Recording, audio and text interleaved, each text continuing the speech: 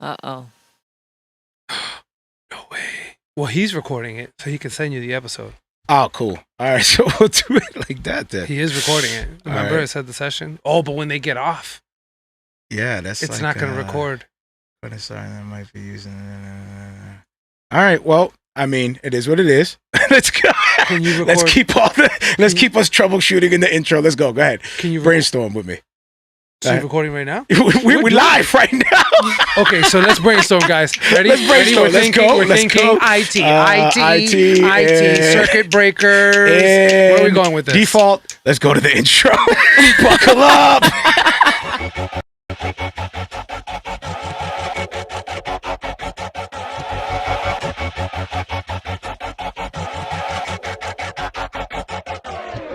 Battle to the death, fighting till I take my last breath. Till there's nothing left, till this flesh, till this past tense. Got up on the fence, henceforth this intense. I was lost, now a friend, now a force with the pen for the Lord. What up, everybody? Welcome to Marrio Esco Live. Let me get the. Or are you? Welcome. I am your host, Marrio Esco, and alongside me is my good friend, co-host Gil Vargas. What up? Wifey better half, Samy Esco in the building. Hi. Hi. Oh, you wasn't expecting Getting better. Hi. Getting better, baby. Shout out to our people. Shout out to our listeners. YouTube was good. Hola. I think Facebook, Twitch, Periscope, Spotify, Apple, Google, Podbean. Check out d2lproductions.com. It's a good idea. New merch available there. New music on the way. I gotta be careful. On the way. Why? New music because I can't. Well, we playing some new music today. advertise. Oh, dope! Yeah, that's true. That's a fact. And we can make it available on the website. We can. Actually, true. All right. Hand claps for Gil. Hand claps. Check for out saying Me something Live. we should have done from the get. Hand claps for him. Check out What Me great Live business Picks practices he has. on Spotify. Today, one of our featured tracks won't be available on there. It will be available on d2lproductions.com by the end of this week. I'll make sure that it gets on there. Hit up 774-243-0385. Leave a prayer request. Say what's up. I always say we're going to open the lines, but we haven't done that in a minute, so I won't say that. I'd love to say it. How about that? But you know what? Recap. By golly, I won't. All right, we can get rid of these claps. Recap. So why is the number there? Last episode. Stop. It's going to be like, doo-doo-doo, this number has been Episode 163. But we'd like for you to call it anyway.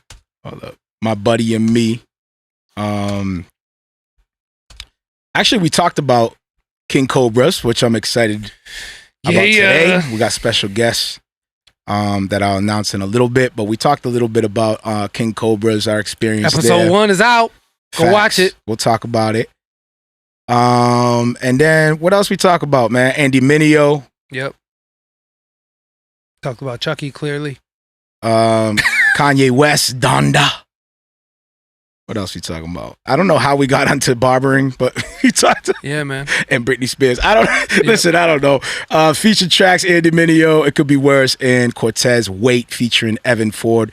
Super dope. Track, by the way. That track was fire. Yeah, man. And I'm excited to get started right away, man. Let's get the hand claps back. Let's get it. We got special guests today in the building. Representing Puerto Rico, Boston-based filmmakers, not only brothers in Christ, but also brothers as in siblings to one another. We need to get like a Chuleta award. It's an honor to have Jonathan and Xavier Garcia in the building today with us. Brothers, was good, man. Hey. Pioneers. Truly an honor, brothers. Truly thankful to have you guys on the show. Thank you for having us, man. Yeah. You know, the first time I heard of you guys, I thought at one point I was the only one with ideas about Christian comedy, like Yeah. kind of edgy, kind of ideas. I'm like, man, this got to be, you know, we were on the way to film it and everything. I wrote the script and all that, and then that just kind of like I don't know what happened there. We started the live. I think we shifted. We started the podcast. I think, and then we kind of like lost our way with the whole film making and all that stuff. And then all of a sudden we get hit up by Dan Rosario. Shout out to Dan Rosario. And we started with skits. We did a bunch of skits. Yeah, we're doing skits too. Yep. So we started finagling with that, and that's kind of what actually directed us towards like, yo, what if we did an actual full length like Christian comedy with some action in it, like really edgy, but yet it's very powerful in the word. And lo and behold, there was two brothers that were already. So tell us, how was comedy always part of your journey too with the filmmaking, or was just something new that you guys came across recently? That's actually a great question, because Jonathan and I have been like itching to do comedy for the longest time, because you just. Now, for the people that know us and know us really well, they know that, you know, like joking around and just cracking jokes and just like being funny is a part of our everyday thing. Like humor is just a part of our lives. It was essentially humor that got us through like, you know, our childhood. You know, we have a very interesting, you know, story to tell as far as, you know, like how we came to Christ. And so humor was kind of like what kept us, you know, sane, I guess, if you will. And so, but I don't know. We've always done drama. We started off like one of our first short films was Armor of God, which was a drama piece, and it was a short film, you know, regarding the Ephesians, the you know, the armor of God and how that manifests in the life of a police officer. And you know, it's a really gritty, you know, crime story about a man that's holding himself hostage, and there are two officers, and they answer the call of duty. One of them is a rookie cop who does things by the book, you know, the police book, and the other one is a veteran cop that is like, you know, knows the Lord, and he does things by the, you know, the holy book, God's book. And so you see how they each address the situation very uniquely and very differently when this man is like got a gun to his face. And so like that was our first short. And then from there, we went on into doing something. We're like, okay, well, that was like really gritty. That was contemporary. Let's go and do something that's biblical. So we went and we did Crossroads. And Crossroads is the story of the two disciples on the road to Emmaus. And so which was cool about that was that we were able to add our own dialogue into that and play a little bit, you know, with the conversation that the two of them had on the way as they've just experienced this like major like heart drop. It's like, oh, Jesus died. Like, okay, well, there goes that, you know, and that story. And then from there, we're like, okay, so we did the biblical thing. Now what do we do? Where do we go from there? And so that's when we actually, correct me if I'm wrong, Jonathan, a Blood Throne was after that? Yeah. Blood Throne was right after that. Right after Crossroads. I mean, you went completely left. He's like, you know, maybe we should do comedy. Now let's do Blood Throne. Yeah, right. Exactly. Spears and swords. Throne, yeah, and the Blood Throne is like, we were like, okay, we wanna do something a little bit more than just a quick short film like that, you know, that 12-minute piece. And so Blood Throne, we were going for like a 40-minute, you know, short film, which is a terrible idea. If you're a filmmaker, don't ever do that. It's unprogrammable. Yeah, you just can't program that at film festivals. But we did it anyway, and that was a story where we juxtapositioned the relationship between King Herod and his youngest son Antipas, whom we know as the famous Herod that, you know, is the one that's essentially responsible for the death of Messiah. And then we juxtaposition that with the relationship between Joseph and baby Jesus, and, you know, as a stepfather and a son, and then the father of, you know, who is the king of Judea, and his son who's next on the throne. And there's just showing just kind of the process of betrayal, because what ends up happening, that as we know from history, is that King Herod the Great goes insane thinking that his sons are trying to steal his throne, and he murders them one by one. Wow. And then on top of that also goes out and tries to murder the children, you know, that are 2 years and younger. And so you've got that story. And then but then on the other end of the spectrum, you've got this father who thinks his wife betrayed him, Mary, you know, because here she's pregnant and he hasn't, you know, slept with her. So it's like the story of dealing with betrayal, you know, and the perceived and perception of betrayal, and how a man in the world, Herod, handles it versus a man, you know, led by the Holy Spirit, Joseph, handles it. And he handles it by embracing the woman whom he probably still thinks, you know, he has no idea, you know, cheated on him, and embraces her and takes care of her, keeps all of it quiet, you know, and brings, you know, and rears this son that isn't his. And this is all still kind of Blood really Throne? interesting story. Yeah, it's a Blood Throne. Yeah, it's on Amazon Prime. Wow, so you guys go to several different extremes. You guys are like, that sounds very intense, man. I'm like, man, already getting goosebumps hearing you talk about when we were little, I mean, all we did was comedy videos. Like we had a puppet named Pepito. I mean, every puppet you have is named Pepito, and we would like do like facial expressions with him, and like we would do scenes and movies, and to the point where all through high school we even did videos where our high school teacher still has our videos. Like he's like, I'm keeping these, and what we did was we used comedy to try to get, you know, our school like projects done. So we use movies instead of people doing posters. We would create movies, like instead of writing papers. Try to cool. Basically pass the class with our movies to say, hey, this is the story of the Harlem Globetrotters, and we would just make a comedic movie of us shooting balls and making dribbles and some silly, and the teacher would love it, and the whole class would laugh, and here's everyone showing the poster while we're rolling in a TV in class and throwing in a tape. And so that's how we always did it. Everything we did movies. Wow. Yeah. So you guys already had that filmmaking spirit from youth. When you guys I mean, I tease this. I say, you know, we've been writing.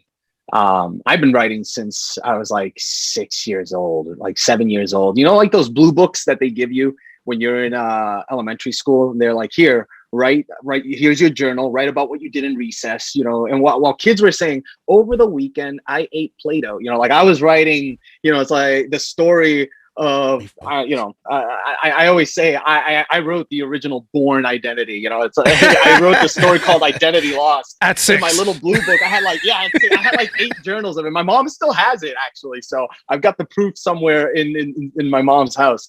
But yeah, but then for some reason, drama was just kind of like the way that we dealt with the drama of our own past, you know, and just kind of like we put it on screen, just to kind of like talk about some really dramatic events, and all of them connected to biblical moments and how just like a man of faith deals with those things.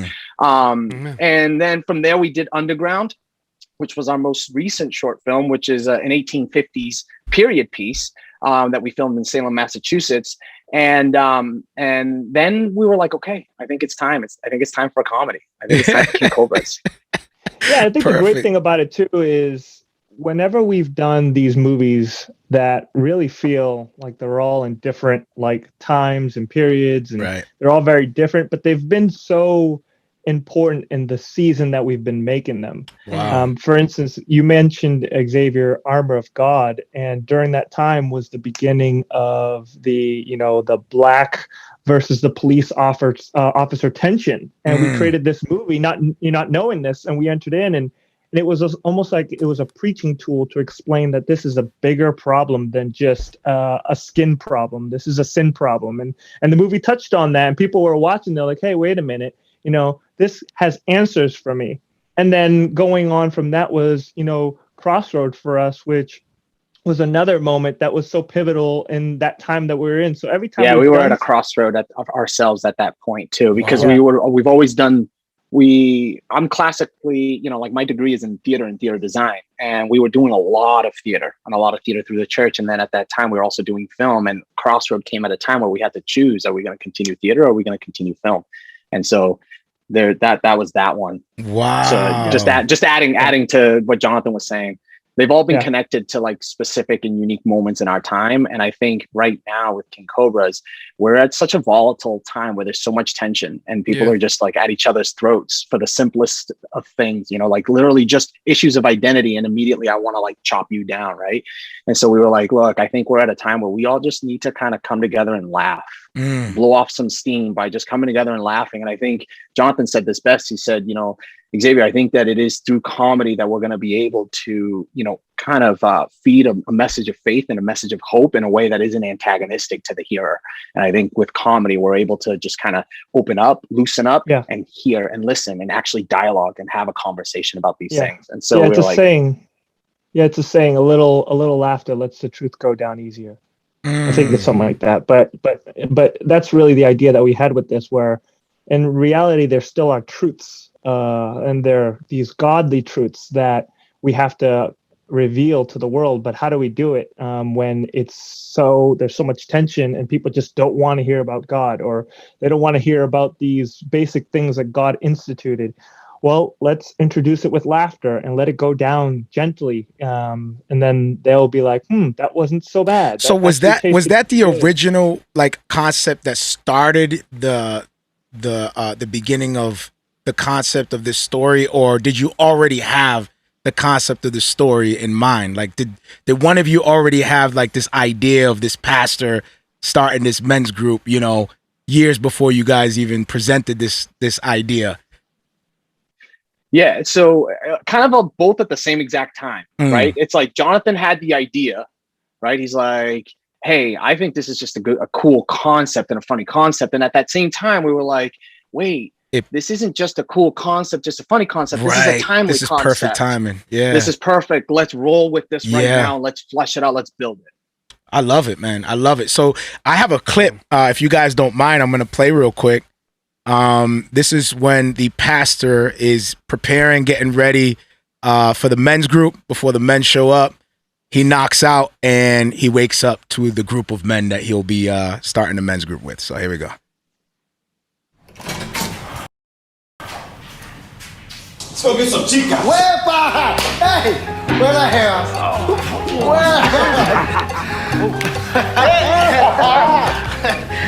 Where my ladies at? I'm sorry, guys, but this is a men's group. ¿Qué? Vámonos. Este huevo, Master, you have a pretty mouth. Hey, man. Oh. No, man, wait. Let's get it. Maybe they come at the end. Right, Pastor? I'm trying to get you people, but nobody's coming for no Bible study. Well, at least it's food. Mira, ¿y la empanada? Me cago en nada, bro. Let's get out of here, man. I came for the grub. Quedona. Este pastor una porquería. Nacho. Next time? No, hombre, que mata. Yo, I didn't notice the laugh until just That's now. he really laughed right there, man. I think that was a genuine laugh, man. Un hambre que mata. Shoot. So how'd you guys feel about Gil's improv anyway? I don't mean to put you guys on the spot, but it was great. Dan told us, you got to meet these guys. They're hysterical. These are the only guys I know that can make me laugh like hysterically. And when you guys came and when we met you guys, I just saw like how like alive you guys were just together. Just you guys together were just you fused like you guys were both like just. It's almost like you guys were brothers. And when you guys were, you guys are delivering lines and improving. Xavier and I was like, just let it go. Let it go. It's so fresh. The thing about it too is like, as a writer, you have the idea of what's a good bit. You set up a good bit and the delivery, the punchline, all that stuff. But you forget about the improv moments that come in and can just enrich in the scene. And that's what you guys did. And it was awesome. Yeah. And there was no way we were touching any of that. Yeah. Oh yeah. Well, it was great because you guys were free to be the characters. We worked really hard in forming these characters.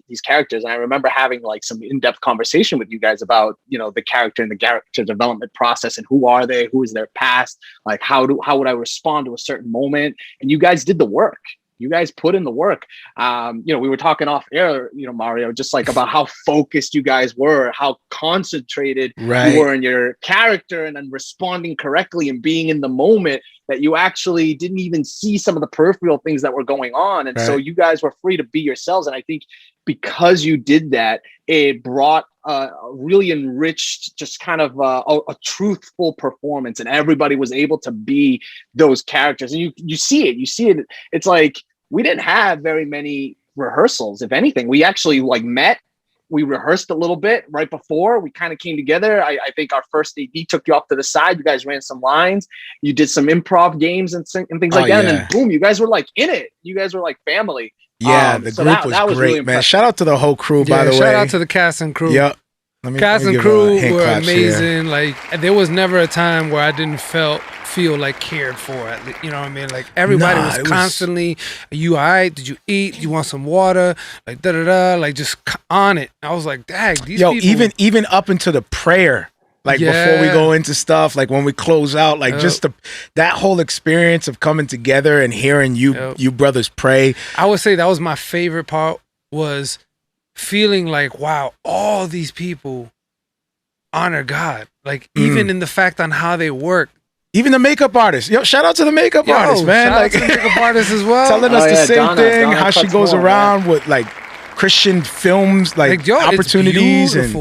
I've never experienced that. You know, I've been on sets, but to be in a place that's driven by God, it's a different experience, man, and completely engulfed by God, and the purpose is God. Yeah, like even the little details is like, yo, make sure all that stuff is clean, because we should leave it cleaner than how we got here. If it was dirty when we got here, then we should leave it cleaner than it was. Yeah. And I was like, yo, those are little things that you don't even think about, because you're just like, all right, we're here to film.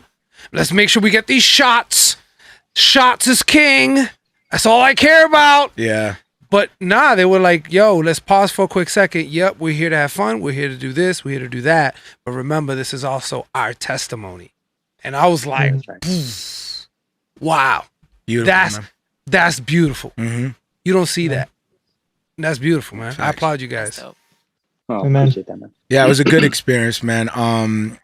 Even like I said, going back to the prayer thing, man, like leading in that way. I know that it's not an easy thing just to be a director, telling people what to do, managing people, telling them to stay quiet in the back, don't talk. You know, you guys are doing, a lot of things. At times you got to put your foot down and get everybody in order. And I know it's tough, but then to also lead spiritually with prayer too as well on top of that, like, I know that's tough too. You know, there's times where I even like, if I have to get called out to pray in front of a group of men, like sometimes I'm like, oh shoot, pressure's on. I get anxiety. I'm like, sweating. I'm like, all right, but so props to you guys, man, for holding it down that way. Now, do you guys get any like criticism or anything like that for the work that you do as well? Like, is it all support, or do you guys get, every now and then somebody has a problem with the way you guys do things or anything like that? Godly. Yeah, like how do you address those concerns? When they come your way, Jonathan and I, it's actually, that's a phenomenal question, right? You'll always have your trolls. But beyond that, I think Jonathan and I have kind of settled in our hearts that we're just going to make the stories that to us, like resonate to us, the stories that we think are great, the stories that we would want to go to the cinema and watch. Like, we're not necessarily trying to force any kind of agenda. We're not trying to force anything down anyone's throat. We're just making the stories that we want to see, that we think are great, that are fun, that are cool, that are hype and exciting. And we always say that from the abundance of the heart, the mouth speaks, right? And so it's like, amen. It's about what we're putting in on the day-to-day, when we're at home with our families, with our spouses and our children, when we're in our churches. It's like, that's just going to speak. And so we're not necessarily forcing anything into our writing. We're not forcing anything into the visuals. We're just making great stories, and we're, surrounding ourselves with people that want to make great stories too, despite, creed, faith, but at the end of the day, we're going to lead, and the sets, for example, the way that we lead our homes, the way that we lead our lives, the way that we lead our wives, and so like, it's more, so at the end of the day, it's like, if they're going to attack the content, it's like, well, all right, cool. If you don't like the story, you don't like the story, we're here to make the stories that, I really wish this was up on the cinema, and no one's making it, so I'll make it. Right. I hear you, man. Our content's always been very edgy. Always. Yeah. It's always been very edgy. Even when it was theater, we've had people, run out of our theater plays and accuse us of things and stuff like that. And it's just the way it is. But at the end of the day, one of the things that we make sure we're rooted on is the word. And number two, that we don't glorify the wicked. Mm-hmm. So we don't glorify the things that go against God. We give it attention. We give it reality. We want to make it real, because if we don't want to create caricatures of wicked people, then that's just like any other, Christian movie that's out there, that no one will believe that, let's say, a non-believer would act that way. That I don't, they'd watch themselves like, of course, I'm not going to accept that message because that's not me. But if in our more dramatic films, when they see someone and the storyline's like, wow, I actually feel bad for the bad guy, or I can understand and sympathize with his message. Like, that will connect better with a non-believer, even though it's edgy, because they'll be able to see, wait a minute, now I can understand why I need the gospel. And so that's always been our style of filmmaking. It's not, I wouldn't say it has a faith component, but it wouldn't be faith-based, but more so parabolic, where you're showing a story and you're bringing a real story together for them to, in the hopes that the Holy Spirit will reveal to them the truth. So we're putting it on God to do the parable. job. Yeah. I mean, one thing I'm going to say to kind of add to what you guys are saying, like, the gospel is edgy. I was just gonna say, man, like the gospel. If you just read your Bible, edgy. Read the books of Judges, man. So there's really no way you can blunt it all the way. Like, no matter what, you're gonna get cut on that knife as you're trying to sharpen it. Like, the best script writer that ever lived. Yeah, bro. Like, it's offensive, and even Christ said it himself. They're going to hate you because the best of me. Storyteller ever. Yeah, he declared it before. Drama, suspense, murder. Like, dude, you look at the whole thing, man. Love. Look at it's got it all. Love, sacrifice. Yeah. Man, you look at the whole thing. Like, I don't know about you, but I see things visually. So as I'm reading the Bible, I'm visualizing like a movie. I see that like a movie screen. You know what I mean? And if you actually bring the gospel to life on a movie screen, you're gonna cover your kids' eyes. You're gonna be like, oh, and the thing is, you might cover your own eyes. You might, oh man, hold on. You guys found a way. That's Bathsheba? Hold on a second. No wonder why David stumbled, man. What is this? Hey. I'm sorry, baby. No, wifey's here, by the way. Wait, baby. Let me see your hand at least so people can see. That right there's the epitome of live right there. Jeez. Be in agreement. You understand. Is that Bathsheba? Hold on. No. But honestly, you can't. The gospel is offensive no matter how you put it. The fact that you guys were able to take something that was very gruesome, very real, and powerful, but make you kind of receive that message, but giggle a little bit. You know what I mean? And I'm referring to the piñata part. He's the piñata. And can you leak that? Episode 2. That's episode 2. Oh, is it? You know what I'm saying? That's all right. I'm just saying, that's. Don't give too much away. That's no matter how you put it. It's a powerful message. Brother? No matter how you wrap it up, somebody's gonna be like, "Wait, what? Somebody died for me? What do you mean? Why did he have to die? Couldn't he just been forgiven? Why? That whole explanation of the whole process of Christ and him having to die to, satisfy the wrath that God has in store for all of us. Because even if we sin just once, you know what I mean? Because we have to be perfect. That is the requirement to get to heaven, and you will never have that perfection. So Christ gives you that perfection by sacrificing his perfection on the cross and then rising on the third day. How can you take that message? Preach it, brother. And be like, you know what? We're going to make this PG. So really, he got nailed to some pillows. It was real comfortable. He actually fell asleep. They had to wake him up with a jab. You know what I mean? That's really why they were poking him. They were trying to wake him up. He was so comfortable. You have to distort the whole entire message in order to make it soft. And you guys kind of found a way to do that. Well, just from a filmmaking perspective, as a filmmaker, you always have an audience. I mean, I know people out there that don't like Christopher Nolan, right?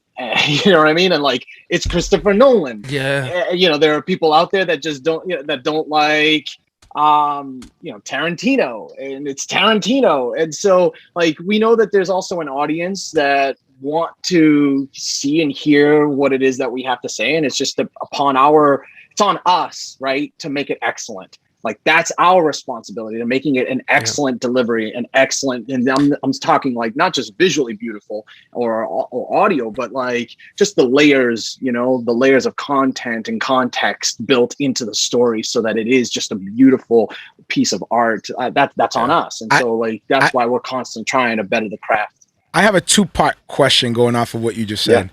And then I don't want to take up too much of you guys' time, but for the up-and-coming filmmaker who's Christian, what do you say to the one that is not in a position to be making films versus the one that is in a position to be making films? Like how okay, so there's the somebody who's aspiring filmmaker but doesn't have the budget to make the films that they're trying to make, but you want to serve with excellency. So what would you say to the one that doesn't have the budget, has the desire to do it, but he can't make it happen? Or he can't afford it at the moment. I think you got like 2 questions there, or there were a couple of really. Yeah, I'll ask the second. I'll ask the second one, but this is the first part. First part is this dude don't got a budget, but he wants to get in. He's hungry to get in, and maybe he's thinking about getting a loan, or maybe he's thinking about asking mama or daddy for $50,000, $20,000 because he's trying to make this film. What do you say to the one that doesn't have the budget, but he's itching to do it and he wants to glorify God with this?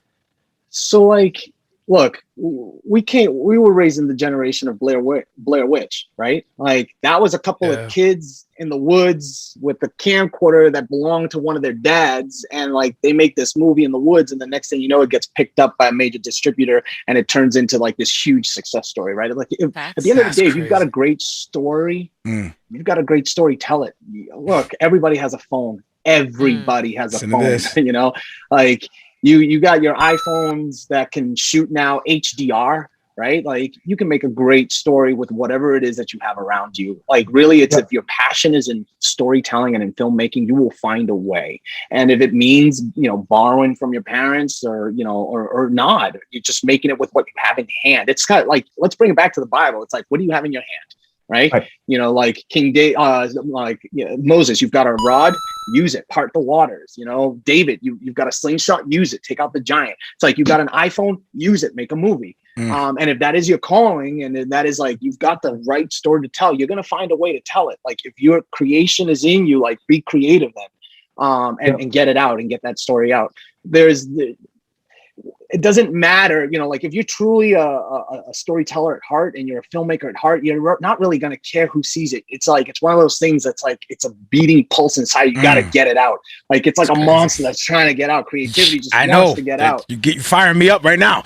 I'm about to start filming with my phone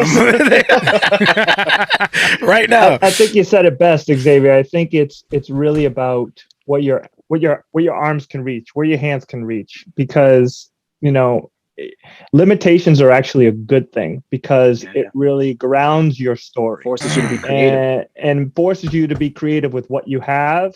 And you actually think of new ideas. You think outside the box from what everyone else does. So, what do you have? Who can you reach? Who can you ask? What friends can join you? What do you have at home? I have a camera. Okay. Well, which friends of yours would like to be behind the camera? Which friends would like to be in front of the camera? Work with what you have and build that story, because that grows faster than you asking for money, you reaching out to resources that you can't maintain and you've never worked with before, and you don't know how to run and how to lead it or tell them what to do. So at least you have your friends, the things that are around you that you know how to work with and communicate. I mean, I'll give you 2 examples. Like Martin Scorsese, for example, he started in New York with all of his New York friends. That's how he started filmmaking. Like Marty started with all his, so that's why, and he grew with them. That's why Pacino's and all his films, those are all his, his New York friends. Same thing with Robert Adam Rodriguez. Adam Sandler, yep, with his crew. You always see them. Yeah, and Robert Rodriguez, even more so. I mean, before he did Desperado, he did, what was that, Once Upon a Time in Mexico or something like that. And he did that with $20,000, a feature film. Wow. And now he's like, he's Robert Rodriguez. So like, just start with what's at your reach, and as long as your story is great, then you're going to be able to do, you're going to be able to do wonders. That's beautiful. And it comes down to story. That's beautiful. Yeah, you guys' answer was packed. And I have one more. The flip side of that question is, what about the filmmaker who's been making film for the last 10 years? He's tired, he's burnt out, but he's gifted. And maybe he should be using that gear to make film. But he's at a crossroads, if you will. Should he put it down, take a year off and come back to it, or should he be obedient, stick with it, keep going? I would say, if it's a calling, if you've been called by God to do it, it doesn't matter whether you put it down or you stop, or it doesn't matter what you do, because it'll come to fruition. Amen. Because it's what God put in you to fulfill. And so that burning will always come back, because God, the Holy Spirit, will put it back into you. So you can, I've been burnt out. I remember back in 2012, it was a major crossroads where we were in, where we had another actually business partner that was with us. And we're all like, we want to enter into films. No, but we want to do commercial work, because we had an agency. We had a contract with an agency, and they were just giving us jobs like crazy. And we knew this isn't our passion. We don't want, even though we were working with companies like Saucony, Hologic, even IBM was sending us projects for their expos and stuff like that. And so it was great. I mean, we were getting a lot of money. You guys hiring? We were burnt out. We were burnt out. Yeah. And it wasn't until we realized, I know that God called us to do something. We've been doing it since we were kids. And that moment, we realized we have to take a leap of faith and trust that we'll get everything and be able to have everything that we need to get it done. So it's really, if it's a calling, if you're led by the Lord that told you to do this, be at peace, because you are going to fulfill that what you called it as you step into it by faith. Yeah, and the whole process is about the journey too. We can't take the journey out of the equation, right? Because at the end of, you said 10 years, right? It's like those 10 years have been a building up. I'm reminded of the children of Israel, like meandering about and wandering in the wilderness. Like that should have been a 4-day journey that turned into a 40-day journey. Were they not called to make it into the promised land? Yeah, absolutely. So is this person called to make that film? Yeah, absolutely. But there perhaps maybe some things that need to die or burn away. Some things along the way, perhaps that need to be strengthened.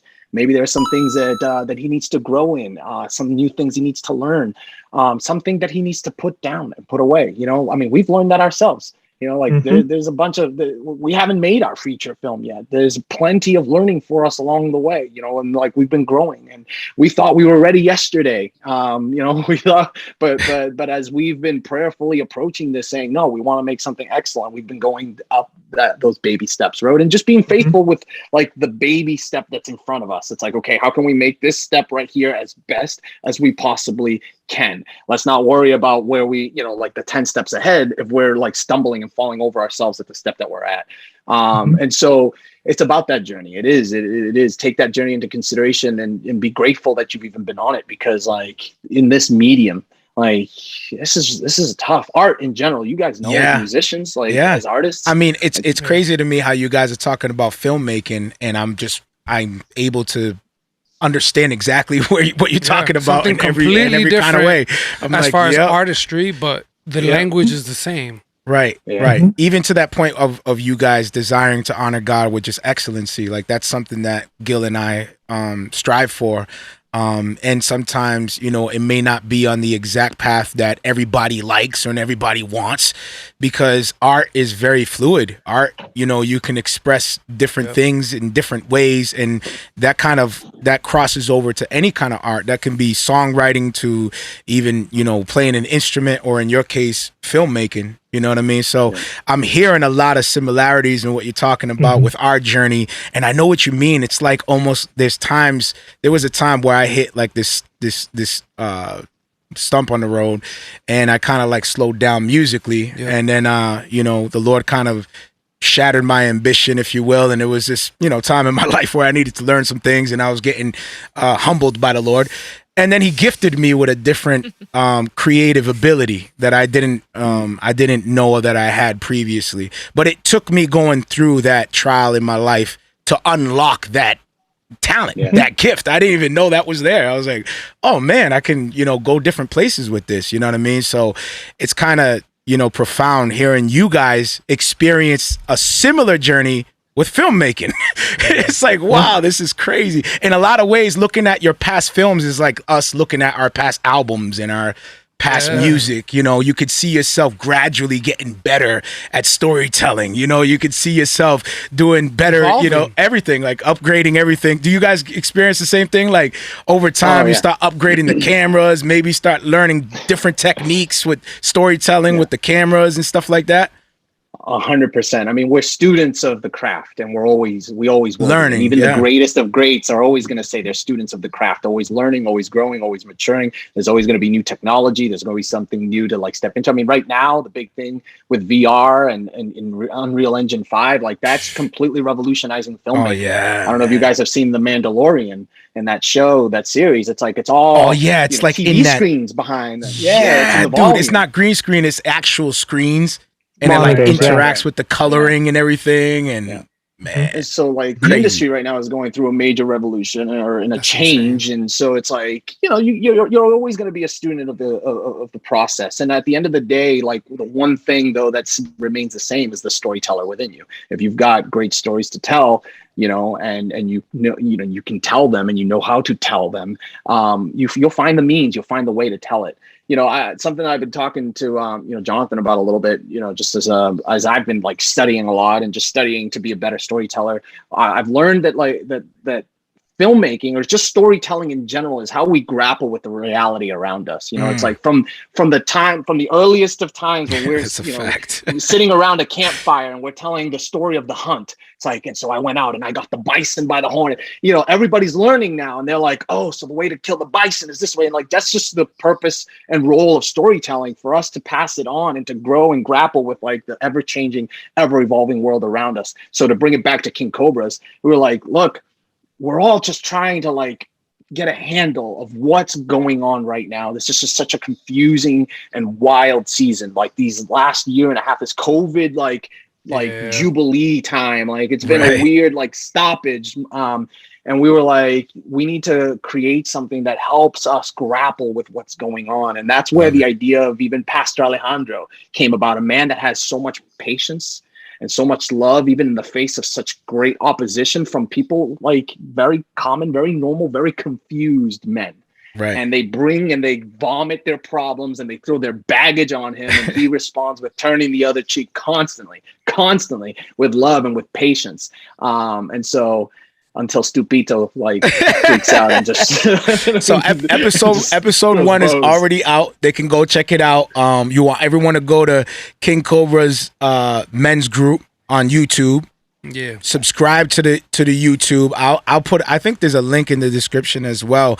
And when can you share any information on when the next episode is going to come out, or you know any information you can leak at all? Because I already got people asking me, hitting me up like, we got somebody here right now, D Nice, who's also a filmmaker as well. He said, hey fellas, I'm late, but I'm loving the King Cobras web series. There you go.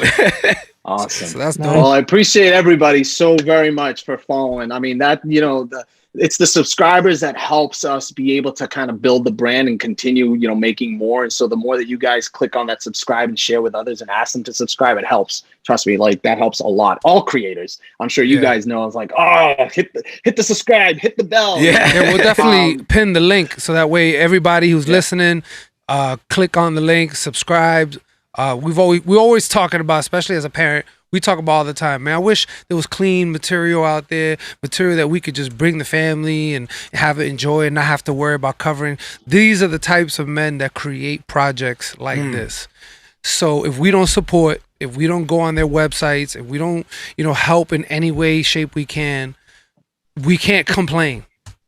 You know, we can't complain that there's nothing good out there if we don't support. So support these men of God. with prayer, also with subscribing and donations. If there's a link, is there a link to donate on your site? We're gonna be setting it back up. We did have a PayPal link that when we were about to go into filming, we'll set that up again and we'll put that on that YouTube page. And just to answer, I wasn't skirting inside, ignoring your question, Mario. We will be dropping episode 2 midweek next week. Hey, awesome. Okay. We were talking about some Chuleta. I just found out. I didn't even know that the 15th of this month is Hispanic Heritage Month. The first day of Hispanic Heritage Month. I guess it's a new thing this year. So we figured, hey, it connects. So maybe we'll drop. Say that one more time, because the music we had the Chuleta song playing in the background, and Mario was rudely putting the Chuleta song on. Not the one that on the movie, but we have a separate one that's kind of merengue a little bit. So what is the Spanish Heritage Month? Say that again. I just found out. I didn't even know that this year. I guess the calendar has changed. I was like scrolling through and I found out that on the 15th is the first day of Hispanic Heritage Month, and so we figured, hey, let's launch episode 2 to coincide with that. So you should be able to see episode 2. So King Cobras, you guys heard it here. Episode 2 is going to be releasing on what was the exact date number? 15th. The 15th. Yes, sir. The 15th. Yeah. And just maybe Mario and Gil might be hanging around episode 2. Yes, sir. Yes. Yeah, because they got some empanadas. They may come back. Let's see what happens, man. Diego and Carlito. I'm looking forward to it. All right, brothers. Hey, listen, it was an honor to have you guys on. You guys are more than welcome to come on anytime. If you guys want to leave any last words for the audience, you have the stage. Go ahead, Jonathan, if you have anything. No, I'm just very thankful to be here, guys. I'm so blessed to be able to have you guys be a part of this. And I know that Sammy's back there. Thank you for letting your husband join us and give us this opportunity to, to share and tell the world kind of what we're doing.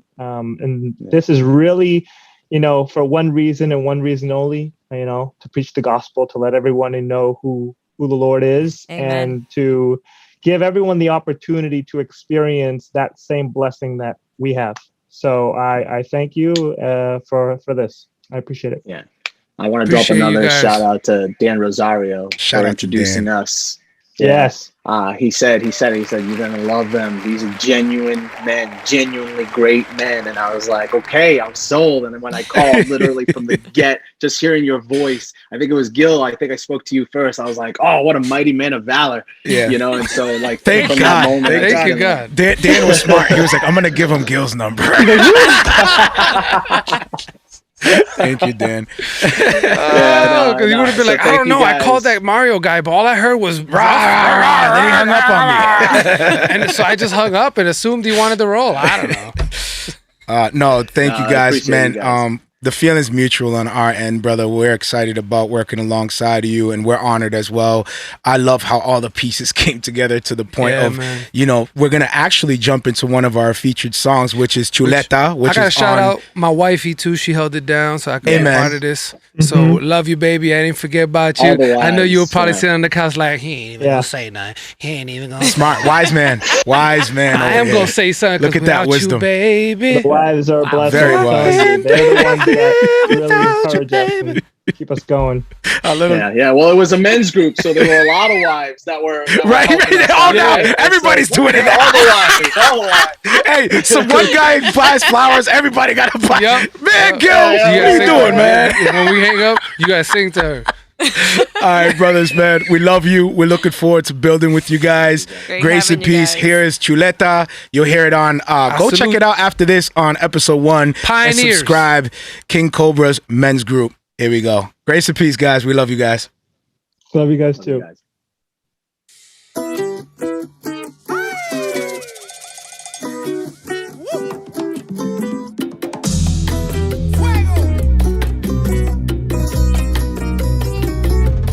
Dame la chuleta, desierto. Dame la chuleta, desierto. Dame la chuleta, desierto. Dame la chuleta, desierto. Hey, give me the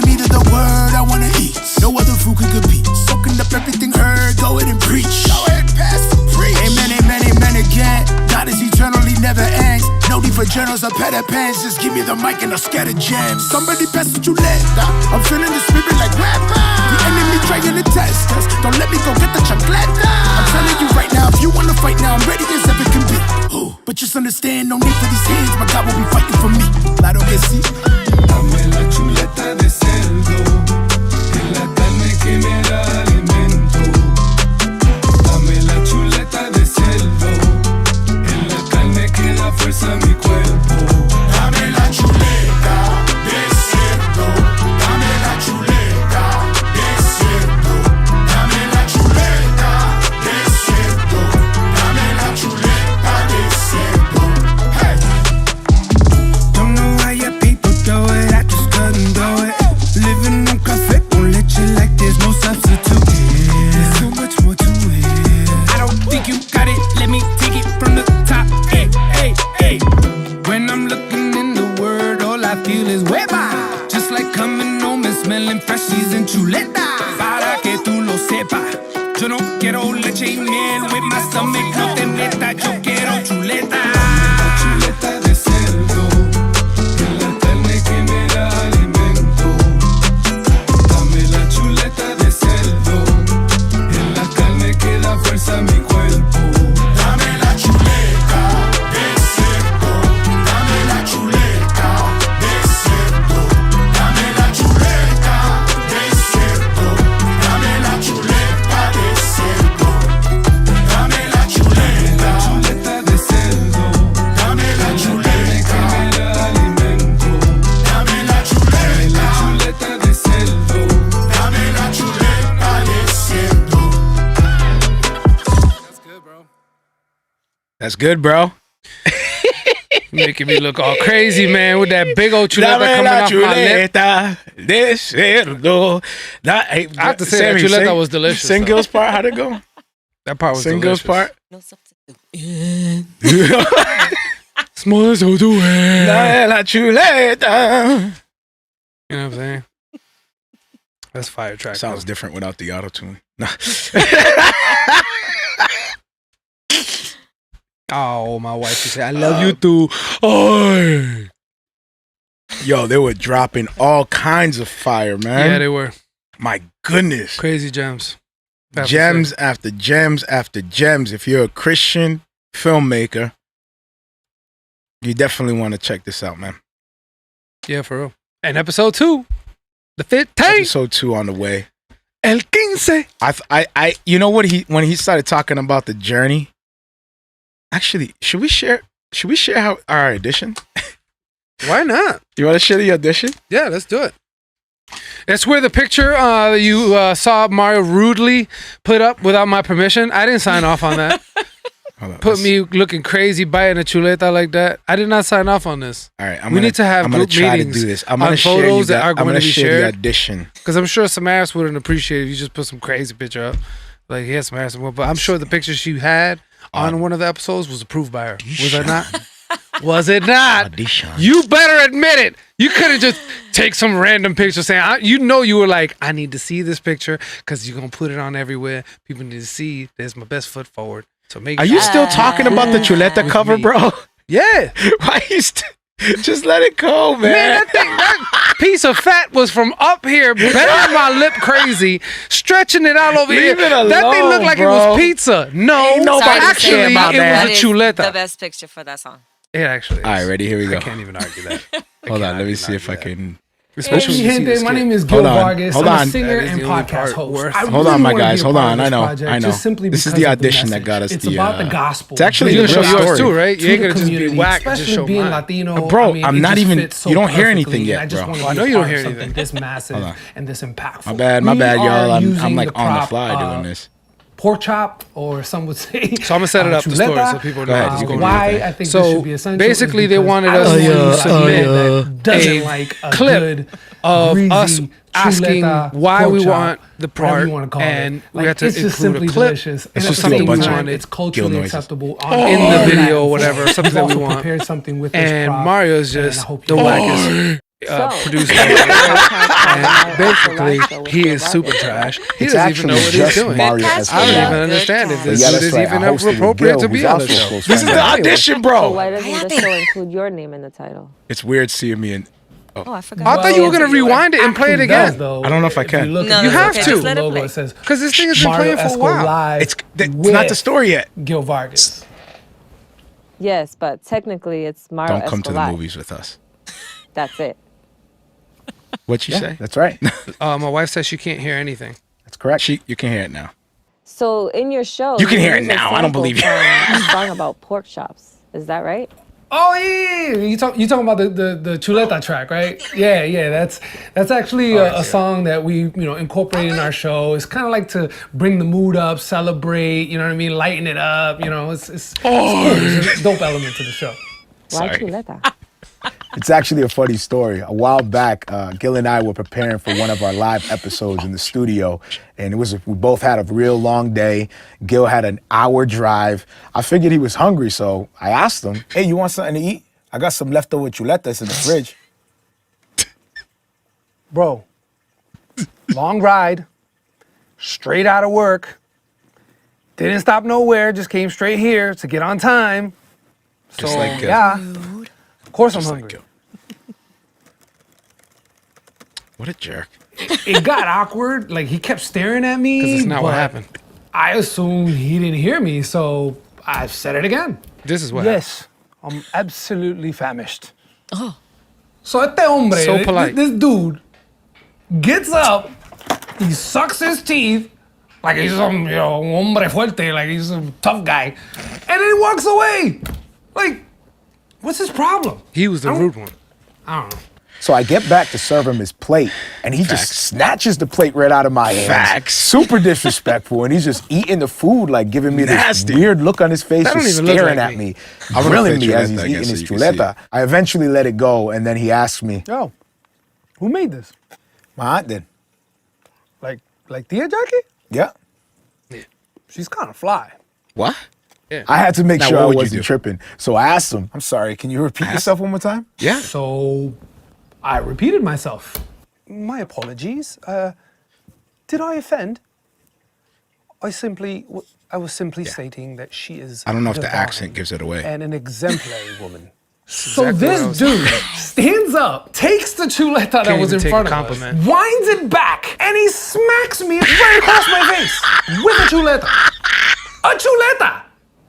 A pork chop! My podcasters have to go and see it! What would Jesus do? Yeah! He would hit him with the meat of the word. So, I did what a Christian brother would do. Can I rewind? Can I rewind? Now you want to rewind. I can rewind! Oh! I can rewind! She's kind of fly. You can rewind. Ladies and gentlemen, I can rewind! So rewind this part where I get slapped in the face with a pig's carcass. Hold on, watch this. Watch this, guy. Somehow we can rewind now. You gotta see this in slow-mo. Oh, it is in slow-mo. I was simply stating that she is divine. He's celebrating how I was so kind to his aunt. So this and dude he smacks me. Stands up, takes the chuleta that was in front of us, winds it back, and he smacks me right across my face with a chuleta. A chuleta! A pork chop! A pig's carcass! I thought, what would Jesus do? He would hit him with the meat of the word. Oh! Eisegesis. Respectful. I encouraged him to think correctly. Is that eisegesis or exegesis? That was me being kind. And I got rewarded. That's the chuleta story. And I got rewarded with a slap. Y'all who are with us live right now, that is not out there for anybody to see. So y'all got to enjoy that, man. That's what's up. Because y'all family. And podcasters, man. Sorry. Yeah. That part, he did say that, William. He hit me with the meat of the word. Yes. Somehow. Did you just say hit him with the meat of the word? Yes. He hit me with the meat of the word. Podcasters, listen. Gil gets smacked across the face in slow-mo with a pork chop. And he made sure to have the pork chop come back into the picture and wiggle a little bit. Look, we came back and wiggled. Gil, didn't you cook those pork chops? I did. Didn't you eat? And the whole time I was cooking it, I was looking at them as one of you were gonna assault me. And if you're gonna, one of you are going to assault me, my bottom lip, and I am gonna enjoy eating every single last one of you. How many cuts did we have to do on that one part? I think it was like 3 or 4, and I was like, I think Mario, we've got enough shots. I was like, nah. At one time, there was no camera My face at all. was starting to look like the what is pan this? I cooked them on. It was just blotches. It was just grease. adobo. He had a cheek of adobo. I was like, damn. That's it. Grease and adobo. Delicious. Yeah, man. Wow, I'm delicious. Is that? Oh my! After getting goodness. slapped 4 times with a well-seasoned chuleta. If I didn't already name this episode "Men's Group," I would have named it "I'm Delicious." And it would have been a pork chop with your face photoshopped in the pork chop. Oh boy, am I glad it's Men's Group. Tasting your face. I'm glad it's Men's Group. Man, ain't I delicious? I am delicious. If there's no context to you saying that, my goodness, bro. People are gonna. Oh dang! I thought. Remember we used to get. But then Mario tried to get creative, and he was just like, "Wait, we need B-roll shots," and he was trying to get me shots of like my face getting hit on the other side, so for dramatic effect. I'm like, you can't trick me into getting slapped 4 more times. I know how this works, Mario. I'm like, dude, I know what this means. And like, no, we need B-roll. Like, that's not B-roll. First of all, B-roll would be the pork chop flying on the ground and flapping. Why do I got to get slapped 4 more times for B-roll? And then you're like, don't you need an actual camera for this shot? And I'm just like, oh. There was no camera in sight. You just wanted to slap me with the pork chop. I was just sitting there with 2 pork chops. It's for B-roll purposes. But none of it was filmed. Just getting warmed up. Let's get warmed. This is weird. We got to connect first. You know what I'm saying? Like, you know how we do for the podcast? You gotta. You have to connect. I was connecting with pork chops. You have to connect. On a level that I never thought I would. I felt like Bruce Lee with the pork chops. Like, bang, bang, bang. Yes. This is awesome. Hence, dame la chuleta de cerdo. Bang, bang. Yeah. That would be my weapon of choice. Fun story. I think that song was written way before that skit. Yo, actually, that song was written way before the because I was about to say, King Cobras. You kind of really harnessed the vibe of "Give me the meat of the word I want to eat." Only I got slapped with the word that you were rapping about. Dude, the whole thing, the whole thing about that song. That song started from this show, from that story. Yeah. From this. Yep. Which came from the story of the actual Chuleta. Yes, which was based off of a real story. That skit was based off a true story. That's crazy. It just wasn't so elaborate. He didn't actually get up and slap me with an entire Chuleta. We need to go back and find more stories, man. Like, look how they unfold and get used. Like, this is, praise God. Imagine we did a whole story on the Heelys. Oh my goodness. goodness. Do that. Dame la Heelys. Dame la Heelys. Why would it even have to be Hispanic? I don't know. Dame la Heelys. If it ain't broke, don't fix it. Why? That makes no sense. Why not? Drake does it back to back all the time. I guess. Drake released the same album, the last 3 albums. He becomes Jamaican like every other year. Why can't we do it? Kanye West is trying to pull everything he has out of his bag to stay relevant. I'm gonna do a visual album at my house. I'm gonna make my and house Drake is just like rinse and repeat in a baseball stadium. Rinse and repeat. Drake is just chilling like, if it ain't broke, don't fix it, man. Hey, my girls just gave me a new description of myself. Gilgalicious. Gilgalicious. I don't know what kind of code words. Listen, I've never even heard of that. Listen, I'm Gilgalicious. I don't know. This is a public platform. Gilgalicious. Oh my land. Don't get me to try to chime in on your little Gil weird. It's yes and. I don't know what. No, that's where I draw. Yes and it's that is where I absolutely draw the line. No, there's no. What are they saying? You gotta say something. You can't do that. Go into it, yeah. That's a cop out. What are you saying? I don't know the words. What are they saying? Don't do that. I don't know. Don't do that. You're an improv king. You're supposed to be I don't know the words. Look what you just started, Leslie. Yeah. It's Gilgalicious. That's how you just try to That hold would it have down. been a good He tried to- That's a title. dope grenade. And He tried to hold it down with mumbles. It's Gilgalicious. I'll get away with it. I don't care. I'll still do it. I'll rock it. You can't do that. You try That's to, nasty. do you remember that one time you tried to get away with that when somebody asked you, put you on the spot, and they were like, "Yo, you know you a dance instructor, aren't you?" And you were like, "Yeah." You didn't think before you answered. Yeah. You were just ahead of yourself. You wanted an opportunity to shine. You were like, "Yeah." In a $20,000. The thing is I thought the question was going to be create choreography, but that wasn't quite the question. Gil, you're a dance instructor, Make a aren't you? dance. Yeah. Like a All right. popular dance. Like, Make you know, a dance. Like, and the song was fried ice cream. Yeah. Can somebody send a video in of what dance you would have created for the title Fried Ice Cream? Bro, there's a camera crew there. There's a bunch of models everywhere. There's a bunch of artists all over, from Mass, Boss, everybody's All there. the other dances and had there's like Gil a name. in the middle of it. He was just in the background. He was just in the background chilling. And then somebody was like, "We got to come up with a dance." And then they were like, Fried "Gil, ice cream. you a dancer?" I don't even remember what I created, like, but I had all those dumb people do it. and Gil just real quick was just like, "Yes." They were like, "Come up to the front." That's amazing. Gil walked right up to the front. I'm like, "Oh, As confident as my can be. I goodness. can do this." Gil, what are you doing? He had the whole club doing some weird dance. That Hey, he just don't put made me up on the spot off then. the fly. Don't put me on the spot then. What were you doing? I don't even remember the dance. All I know is I remember the girls are doing it. I think the he was like went dudes, down everybody. and went up. I think you did some kind of slide with your Healy. I don't know. I think I have Heelys. Do I always have Heelys in your memory? you were like fried everywhere. Apparently, ice cream. I'm like, wait a Mario's minute. entire memory Ain't of that me the Thriller? is me. Like, Ain't what that was the the Max? Ain't that the Michael Jackson Thriller? Fried ice cream. Oh my No, God. bro. I'm like, wait a minute. This Baby, looks please familiar. don't. And I'm like this. Fried Bro, don't. ice cream. Fried. This is all original, guys. This All original. This is just because you said it. They were like, "Yes, let's do it." It went from a fried ice cream You ain't ready for this one, guys. track You ain't ready to, for this one. to straight Kill at the end. Fried ice cream. For some weird reason, for a fried ice cream song. At have the end no of the idea what I music did. video, you have the cat eyes and fangs. Like what? But What you know, just?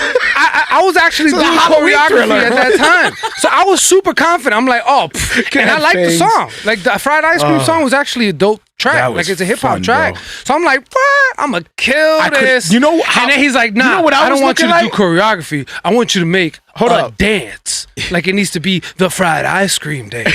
And in my head, I'm like, what? I'm gonna do churn ice cream. No, that'll be awkward. Quickly. Ice cream. Which one do I do? Do I pretend I'm in a fryer? Like, Yo, Gil, I'm like, what Gil is started this? thinking of ice cream and fried. Ice cream and I'm like, fried. what dance do you do? What with can this? I do? I don't even remember what I did. You scoop ice cream I'm like, scoop it up, put it in, and you fry in a pan. fry it, Ah! scoop it up, put it in, fry it, fry it. He had a whole bunch of models thinking this was hot. They were like, ooh, I like this. This is nice. This is a really cool dance. super nice. This is clever. What hip hopper guy did this? He's genius. This is way better than Soldier Boy. I don't know. Soldier Boy got nothing on this. Scoop it up, put it in, fry it. Yo, you know what kind of memes they could go off for days? They could be cooking whatever, bro. That's that's fried eggs. That's that's empanadas. I'm like, wow, this is a recipe for life. Oh my goodness. I can use this for everything. I don't know, man. I don't know what I created, but I know I had everybody doing Gil, it. you And I wish always, I for had. some reason, I wish I bro. had video of this because that would have been Always, for some hilarious for us reason. to play right now. See, you know, all those people do that ridiculous dance. What I found was more crazy than that, you on the fly doing this dance and is the fact that everybody legit was buying right into it. I was the one bugging. I was like, why is everyone doing it? Wait a minute. Why is the artist excited? What is going on? Yes. I'm pouting in the back having to do it. Gil. That's what what I'm saying? Even the thugs. No, Thugs was in the back. Like, Yo, everybody had to do it. Like this dude, Gil. What is he got us doing? Thugs were mad. Thugs was tight. Oh man, yo, let's jump into our next track, man. Yo, let's jump into our next track, bro. You want to jump into our next track? What is the next track? Oh, cheeks, yo, for real.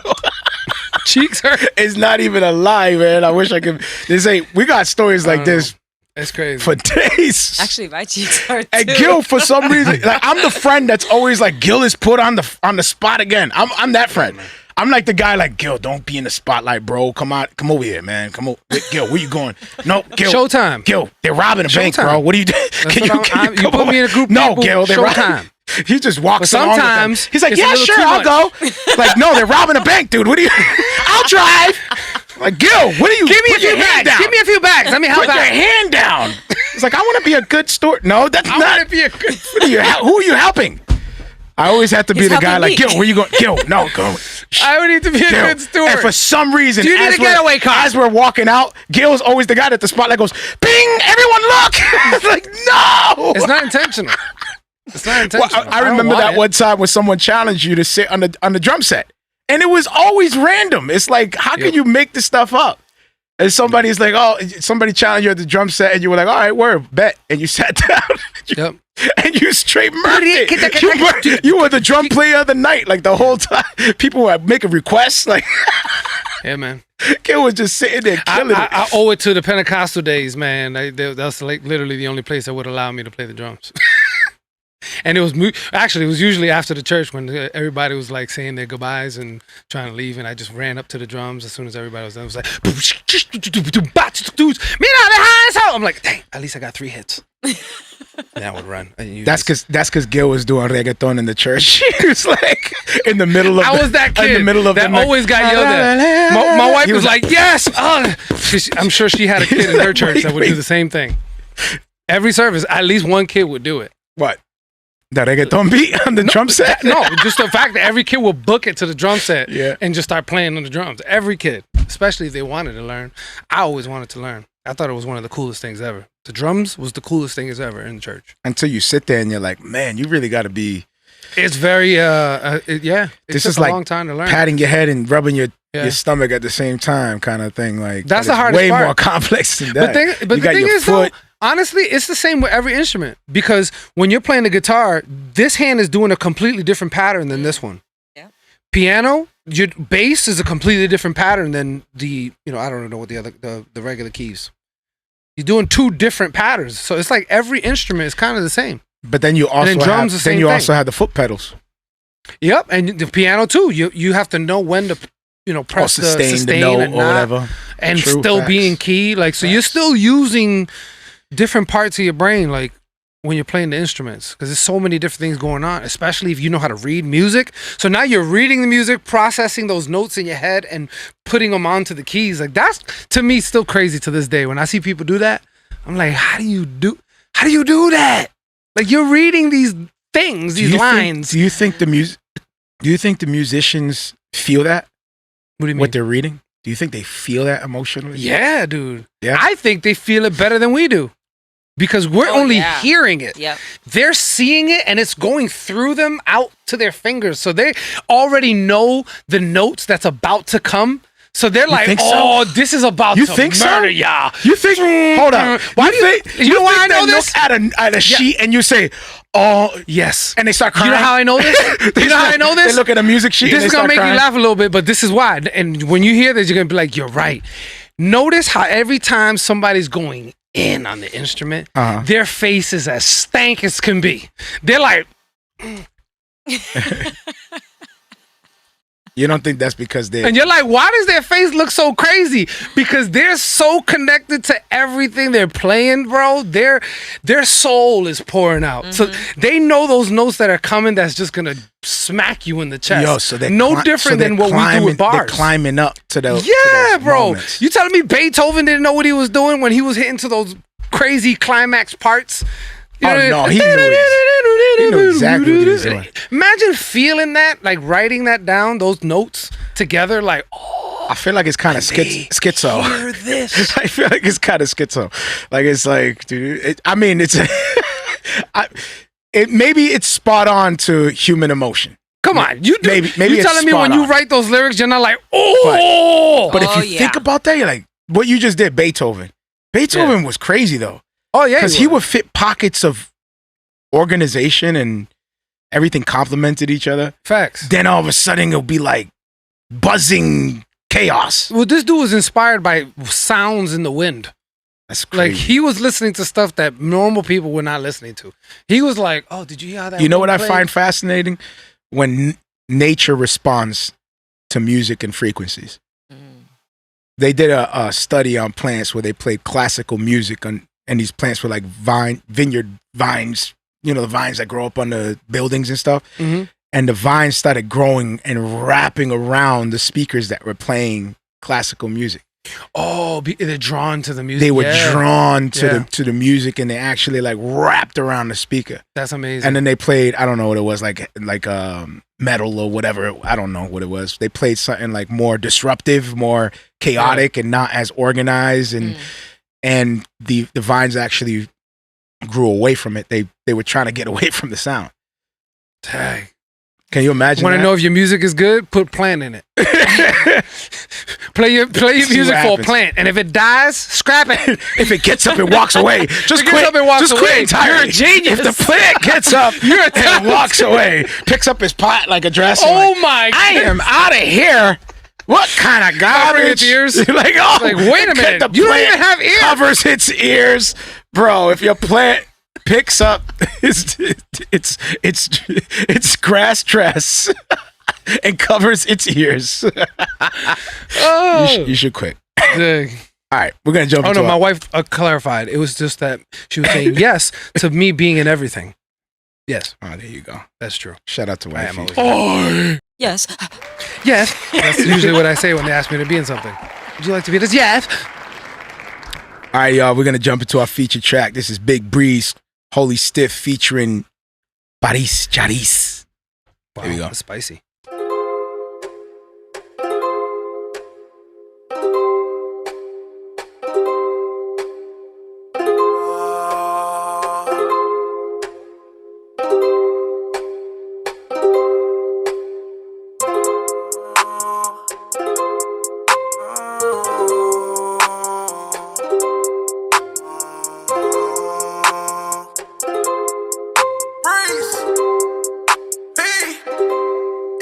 About the glory, don't talk to me. Pain hurting, running deep in my arteries. I've been fighting all these demons, they calling me God with me. Gotta keep them a part of me. I've been calling out the name like Jehovah. Praying daily, trying to find me some closure. Damn focus, trying to run on my credit. I ain't perfect, so I gotta repent it. If it ain't about the glory, don't talk to me. If it ain't about the glory, don't talk to me. If it ain't about the glory, don't talk to me. If it ain't about the glory, don't talk to me. If it ain't about the glory, talk to me. If it ain't about the glory, if it ain't about the glory, talk to me. If it ain't about the glory, if it ain't about the, I had to tie my shoes. I'm finna do the whole race. Sit back and watch how I move. I'm finna take you to school. God, he just blame me cause I am his servant, but I'm not living too perfect. Told me stay humble and see how this purpose, but it get hard when I'm hurt. Lately I've been in my bag, trying hard not to crash. Temptation creeping on my back. I just pray it keep me holy. To the people who don't know me, I'm just trying to save my soul.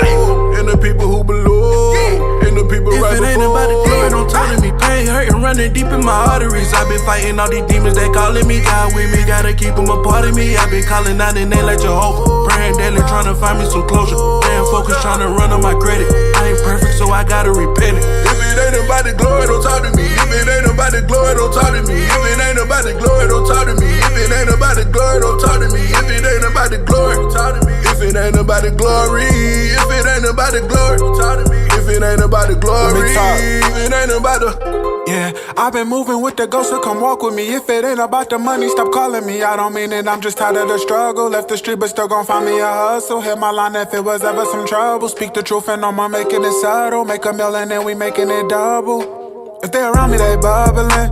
If I was honest, this is tough for me. They tryna ride the wave in the shuttling. I promise God I would never bring this up again. I needed grace for the shade.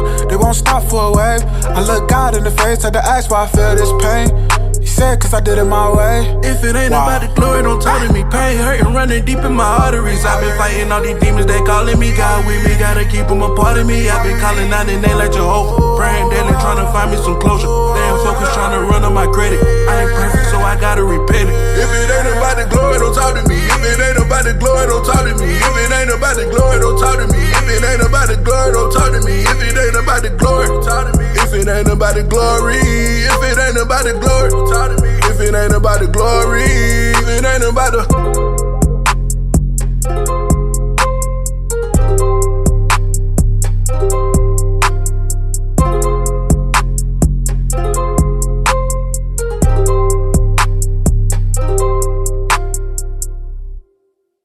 Yeah. Shout out to BigBreeze. That song's crazy vibes. That song is crazy vibes, man. Crazy vibes. Tubular. The vibes.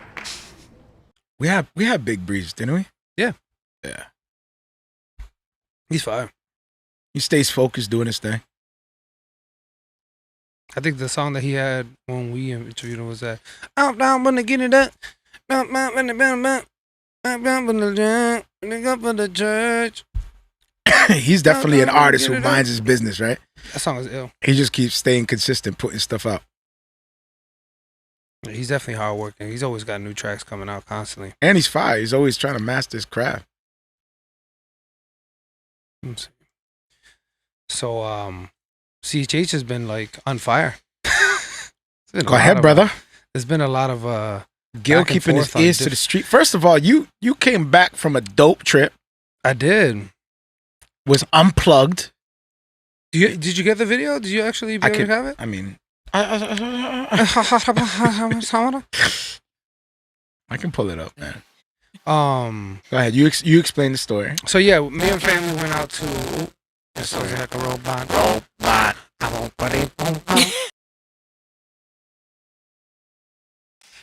ahead. So yeah, me and family went out to New Hampshire to like the mountains, like deep in the mountains. It was so fire. It was so. You dope. emailed it to me? I did through the Marrio Esco Gmail. It's like a Wii transfer. I don't got it. Really? That's super trash. I'm sorry, bro. What did you send it from Gil? Yeah. Your Gil Vargas? Are you sure you sent it? I'm positive. Double check, but pretty sure I sent it because it said like it downloaded the whole thing. And once it downloads the whole thing, because it's a big file, so. But yeah, we went to New Hampshire, and it's such a dope experience because you really get to see some stuff that you're just not accustomed to seeing, like the mountains and valleys and these just beautiful cliffs and lakes surrounded by mountains. Like it's straight up something that you see in magazines, man. Like it is breathtaking. The cool thing about it too is because I know you were saying like, yo, get unplugged. Dude, you don't even have a choice. You can't even, because there's no reception. Yeah, it's like you're in the mountains, bro. Forces you to disconnect. So even if you wanted to like stay hip, you can't. Like there's nothing. You try to refresh everything, and it just stays with the wheel. So yeah, man, I was able to really connect and be with the fam and really like enjoy them. And we went to the lake. It was crazy. It was like in the middle of the mountains. Yeah, it's called Echo Lake. I'm sure if people have been there, they know what I'm talking about. It's so beautiful. Went to this place called Cathedral's Ledge. Crazy.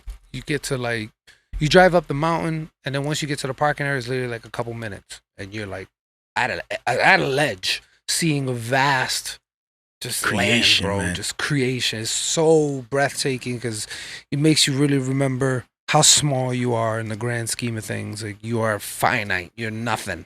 You're like a breath of air, and just being there, it just kind of helps you unplug and really focus on what matters. But yeah, that was fire. Then they had another place that was the craziest thing I've ever experienced, which was Mount Washington Auto Road.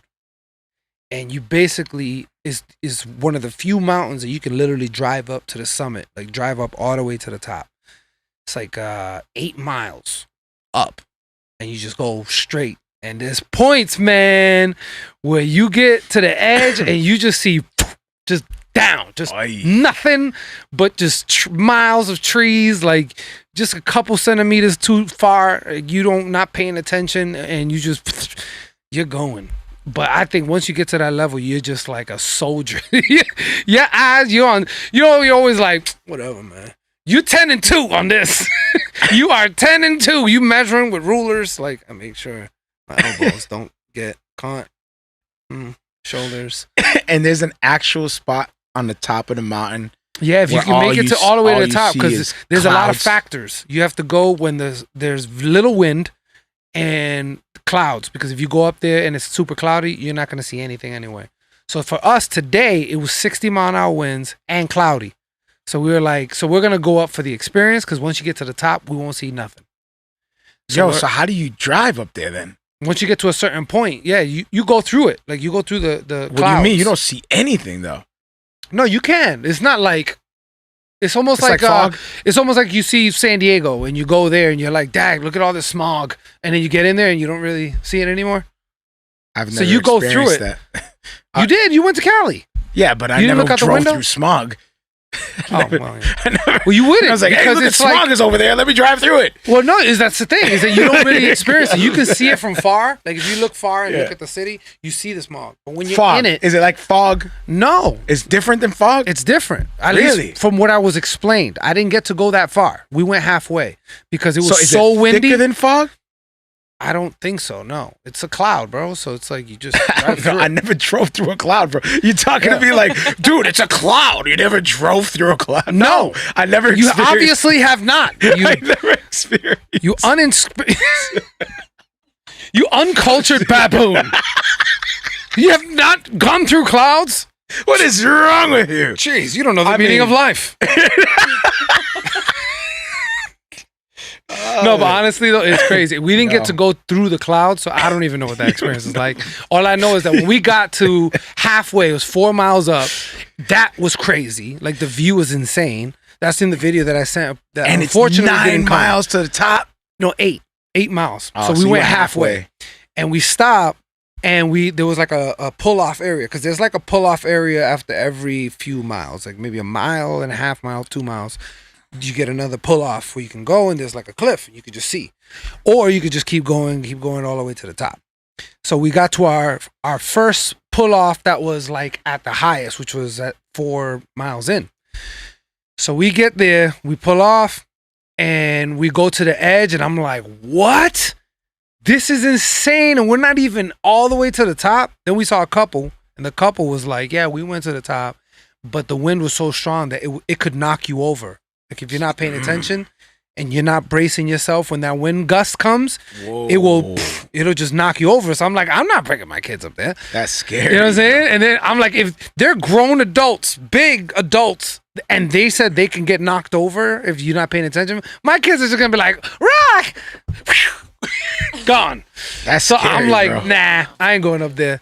So we ended up turning around, but where we were was breathtaking, man. We took video, we took pictures, and I'm not that scared of heights, to be honest with you, but there was moments when you're driving and you look over and you're like, woo, that's high. Yeah. That's unnaturally high. Like, and I'm in a van. That's unnaturally high for a van. I just don't even feel right. But, so we just turned back around, and it was a dope experience either way, man. It was super dope. I can't wait to go back and be able to who was the do one, the research to who was the one, you or wifey, that made the decision? We both, because we had the kids. The couple was like, you can get blown over. And I'm like, heck no. I'm like, why would I want to put my kids in that kind of danger? So how did you bring it up with wifey? Because you guys were on your way We up. looked at each other. We was like... Oh, when you heard it right then and there? Yeah. After they said that, we were like, nah. Yeah, that's just the seal. I'm like, nah, let's we ain't turn doing around. that. I wanted to go up and at least just kind of drive through, but after they were like, the wind was so strong they could blow you over, I was like, forget it. Nah. And they were like, a 60 mile an hour. I was like, that's like a small hurricane. Yo, for real. Just a little video, the video clip that you had halfway up. Yo, and my hoodie was like, boom, flying off at certain points, and I had to like hold it. So I can only imagine, and we're only halfway up, and the winds are this strong. This is crazy. So I was like, yeah, let's just be out. And the roads are narrow. I know the video, Samaras was just like, that's not that bad. It's completely different when you're like at the edge, and all you see is just trees, and there's a car coming. All you see is trees, and you're just like, oh my gosh, bro. And there's a car coming, and you're sharing the road, and it's not a road where you could just be like, if Sammy's driving, that's there is no road. Like it's just full. Sammy's the kind that'll be driving right up on the mountain, like just like what is it? You know how there's trees coming out like sometimes on this cliff. Should be on the should be driving that thing like it has legs and stuff, walking up ladders. How's the van? Climbing stairs. It's like, ma'am, your van is not a horse. And she's like, in the van, like, come on! Get up! Get up! You can do it! Man, why are you slapping your van? Wow. Come on, why Bertha. Is your leg out with spurs? Come on, Bertha! Get up there, Bertha! You can do it! Come on! Like, why do you have a saddle in the front seat, ma'am? It doesn't make sense because the van is actually acting like a horse. The van is galloping. Wait a minute. Somehow the tongue's coming out. She's riding me hard. getting water. It's like, wait a minute. How does this car? What's your van run off of? Water and. This man's just looking at everyone. 2008. It needs water. Sorry, we don't have a new one. It's a Buick. No, we don't have a new one like you guys. I wish it was 2008. And then she looks over. She's like, "You have a Ram?" And somebody's on it's a real. It's a 1984. Somebody's guys. on a real Ram. Leave me alone. You're such a jerk. Oh man! Every now and then I got to rebuild the engine. No big deal. Oh, what's an oil change look like? Yeah. Man. I don't know where we went. Wait, first of all, you just said a story where the van came alive and she was galloping in the van, okay? Jeez. It's a 1984. What do you want me to do? What do you want me to do? They're bound to their nature. No. What kind of nature is that? People are still looking at it like, it's a Toyota, guys. She should have got a Tesla. She should. Wow. She should have bought a Honda. Sorry. Yo, sorry. Not to go off that joke, man. Though, because they should have bought a Honda, but I got a Kia. Kia is actually killing the game right now. They even redid their logo, where their logo is like, no, look at their cars, bro. They are changing the game. They used to be known as like, you got a cheapy Trackers, you got a Kia, aw. You couldn't afford a Toyota. That's true. Now you think of IKEA, like for real. But now you put your car together. Yo, if you're in a Kia, bro, you actually killing the game right now, bro. They redid their logo, so their logo isn't like anymore. Look at their logo now. Look at the truck. Wow, does that look like a Kia to you, dude? They just realized. You know what they said? They said just make it look nice. Just make it look nice. This is Kia. Just get a bunch of plastic, make it look dope. Nice. Make it look like a Tesla. Yo, they are killing the game, man. I'm not lying. I saw a few of them out there. Look at this truck. Wow. Killing the game. And look at it. They're going in the mountain. That's how they advertise it. And that's exactly what I saw out there. A bunch of Kias. I was like, wow, this is like becoming a thing. Hey, babe, get me a Kia. Yeah, don't get a Honda. You should have bought a Honda. And then we can drive through the clouds. You can drive through the clouds. And a Kia actually gets picked up by the wind. Yeah. Wow, there goes the Kia. Gil said to buy a Kia. There it goes. Gone in the wind. Now the Kia's acting like a bird. What'd you get? He got a Kia. He got a Kia. Dives down into the sunset. Dives down, catches a fish. Oh, you got a Honda? You should have bought a car.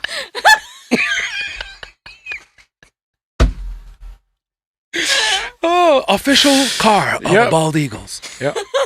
Somehow the back tires are holding on to like a rodent or something. What? Like caught a rodent. Like the car has a rodent. Gotta keep it consistent. Gotta keep it consistent. I'm gonna wipe my tears. Dang, the things we go, man. Nah, but for real, man, it was dope, man. It was a good time. Oh, there's another place called Echo Lake, man. If you guys ever get a chance, A that lake place in the mountains. is crazy. Like, I'm telling you, it looks That like was a fairy movie tale to scene. me. For real, like That's a fairy dope. tale movie scene. Because you're surrounded by mountains. The water's like this cool green. Like, not a nasty green where you look at it like and you're like, ugh. But it's like a green that's like, I don't know how to describe it. But if you look at a picture, Google like Echo Lake in New Hampshire, and you'll see what I'm talking about. It's just beautiful, man. Beautiful. I bet, bro. One thing that I regret that I saw people do that I was like, that is fire, is they got like a tube and it had fit 2 people and it had like a built-in cooler. It's a lake. So they put in their drinks, just whatever they chill. wanted. They both sat Get in the down lake. and they just floated away. I was like, that is fire. I don't know why. I'm still dying to do that with I this have one. no idea why, but when you say lake, mountains, and then you just gave me that visual of a couple drifting off in this lake between in between the mountains. Yeah. I don't know why, but my mind says set up for horror film. I don't. Nah, I have bro. no idea why. And my you mind saying that says because you my didn't mind know. says something is in that lake, man.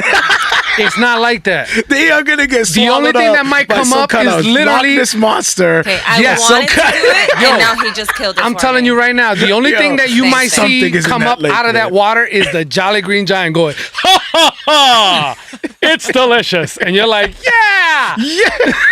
It's magical, bro. Like, Yeah. it's not, you may see the Jack and the Beanstalk throw a bean and it might go into the sky and he's just climbing up and he's just like, yeah. No, it's magical. beautiful. It's beautiful, Dude, man. it's crazy. Did we go to Echo Lake? Was that the one we went to? There was not so we one went bit. Apparently, there. I was there by myself. You went, oh, you do went you to mean? Echo Lake and you don't even remember it. He's No, like, I remember the bet, lake bro. in between I the bet, mountains. bro. He's like, that must have been beautiful. Dang. No, Honey, I we were remember there that. last week. Well, I got sure. swallowed I'm up by the sure- Loch I'm Ness sure. monster in there. There was a monster in that lake. I remember that's that. why I didn't enjoy it. That's what it was. Wait a minute. Then who the heck are you? What? Okay. Yo, I'm yes, telling you and. right How do I now. yes and that? I could, My brain just, I like, pictured all of malfunctioned. us just kind of just chilling, It's like, what do I? just chilling in the lake. You know what I mean? Just floating, even with our kids. Where are we going with this? in that Because lake, my head is bro. about. We're about to get They had- swallowed up no, by they this did. They had the monster. rentals, like kayaks. They had Yeah. tubes. I didn't see that. When we went, they Oh had yeah, rentals. yeah. I do remember that. I do Yeah. remember that. They did have Your rentals. testimony is unworthy. Yep. Oh, I do remember. I do You remember. can say anything. She's like, oh yeah, they also sold cars. We bought a car. We That mystical Irish artist was there. Yeah, it was totally The mystical Irish artist was there. Oh, Yep. was who? Playing the violin, walking on the water. Wow. There was a dragon in the There was background. Sasquatch. No. There's some pictures with Sasquatch. It's like, yeah, you don't remember that, babe? Yo, I feel like we went on 2 different vacations. we over our time, man. Yo, That stinks that you guys that you didn't get the video, man. It makes me sad. that's all right, man. Send it. We'll watch it next week, guys. We had a lot of content today, anyway. We did. All right, cool, We man. filled you guys up, huh? Definitely go check out. If you guys are just jumping in, definitely go check out the first half of the show. We had Xavier and Jonathan Garcia in, filmmakers of King Cobra's men's group. You can check that out on YouTube. Yeah. Yours truly are up in there, me and Gil. In the upcoming episodes, we are more present. I swear it's not just that one little part. Yeah, in and out, yeah. You'll be able to see our acting skills. They actually did cast us for the show. It wasn't just, hey, can you It gets come in kind of here, crazy. ask for food, and leave? It gets kind of crazy. Actually, now that It I'm does. thinking about It does. some of these, Trust me, it gets interesting. some of these lines we drop. Yeah. At least. Oh man, It gets out there. yeah. I'm excited about it. Crazy. Episode 2 drops on the 15th. Yep. That's next week. We drop. Check it out. That's next week. We're on the 7th right now, so yeah. Cool. Next week. Wednesday is the 15th. So be on the lookout for that. If you haven't subscribed to that, and we love y'all, man. I don't know. I'm getting sentimental on them. I'm running out of steam, y'all. I'm like, really? I'm like getting soft on them. you. I love y'all. Let me help you. Shut up. It's a blessing. Hold up. You can help me here. See, there you go. If I just sample all of your good takes, then I could just control, you know. Thanks. So the next one is shut up. No, I'll remove it. Record that no, one. get out of it. You're the best from Gil. Just like You're the best.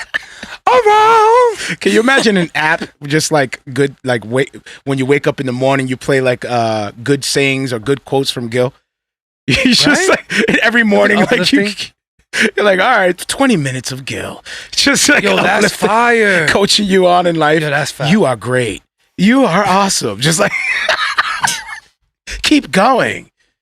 Dame yes, la chuleta. You can. All right, y'all. Listen, that's our time. We love y'all. Till next week. Grace and peace. I hope you guys had a good time. Anything else, bro? You want to let them know? Chuleta. Chuleta will be available. I'll try to make it available before the week is over on d2lproductions.com. Yes, sir. And then we'll figure out what we're going to do moving forward with the track. But if you haven't heard Chuleta, go check that out too. It's in the episode as well.